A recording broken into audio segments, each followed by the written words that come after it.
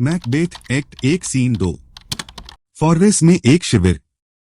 राजा Duncan, Malcolm, Donalbain, Lennox, Caithness, Angus और सेवक प्रवेश करते हैं। एक लहूलुहान सार्जेंट से मिलते हैं। डंकन, यह लहूलुहान आदमी कौन है? क्या यह अपने दिखने से युद्ध की स्थिति के बारे में बता सकता है? मैल्कम, यह वही सार्जेंट है जिसने मुझे अभी अभी युद्ध से बचाने के लिए एक बहादुर और वफादार सैनिक के रूप में संघर्ष किया। सलाम बहादुर मित्र, राजा को युद्ध की वर्तमान स्थिति बताओ। सार्जेंट, संदेह में थी लड़ाई, जैसे दो थके हुए तैराक एक दूसरे को गले लगाकर डूबना चाहते हों। न्याय, जिसे आप स्कॉटलैंड कहते हैं, में विद्रोह की कमी महसूस हो रही थी और बर्बर भाग्य के लिए वह दुष्ट मैकडोनवाल्ड का पसंदीदा था।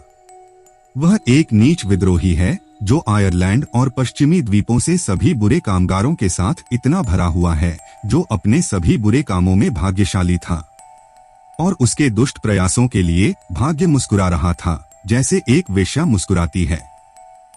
लेकिन सभी बहादुरी से खाली बहादुर मैकबेथ, वह नाम सुनकर आप पर सम्मान का बोझ पड़ना चाहिए। अपनी बहादुरी से भाग्य के उस उपहास को तिरस्कृत किया। अपनी चमकती तलवार से, खून और वध से धूम्रपान करते हुए उसने मार्ग प्रशस्त किया, जब तक कि वह सीधे नीच विद्रोही से नहीं मिला और न ही उसने हाथ मिलाए, न ही विदाई कही, जब तक कि उसने उसे नाभि से लेकर जबड़े तक चीर नहीं दिया और उसके सिर को हमारे प्राचीर पर लटका नहीं दिया।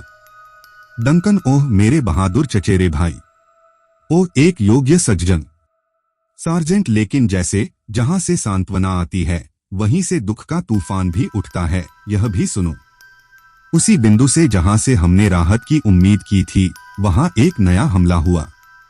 ध्यान दो, सबसे शक्तिशाली राजा जैसे ही न्याय का हथियार कमजोर विद्रोही को पराजित करने में सफल हुआ, नॉर्वे का लॉर्ड अपनी शानदार ढाल और नई भुजाओं के साथ हमें चौंकाने वाले हमलों के साथ फिर से संगठित किया, जिससे हमारे लोग थरथरा गए।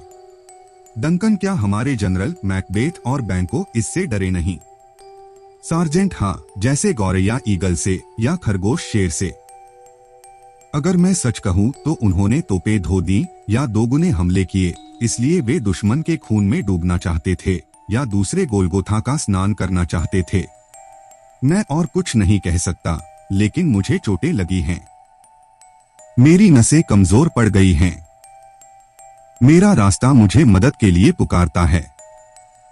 डंकन, तुम्हारी चोटें तुम्हारे सम्मान की बात करती हैं और दोनों सम्मान के हकदार हैं। जाओ, उसे चिकित्सकों के पास ले जाओ। सार्जेंट और सेवक चले जाते हैं। मालकॉम, देखो, थेन ऑफ रॉस आ रहे हैं। लेनॉक्स, कितनी तेजी से वह हाँफ रहा है, उसके दिखने से कुछ अजीब बात लग रही है। रॉस प्रवेश करता है। रॉस, भगवान राजा को बचाए। डंकन, कहां से आए हो हे थेन?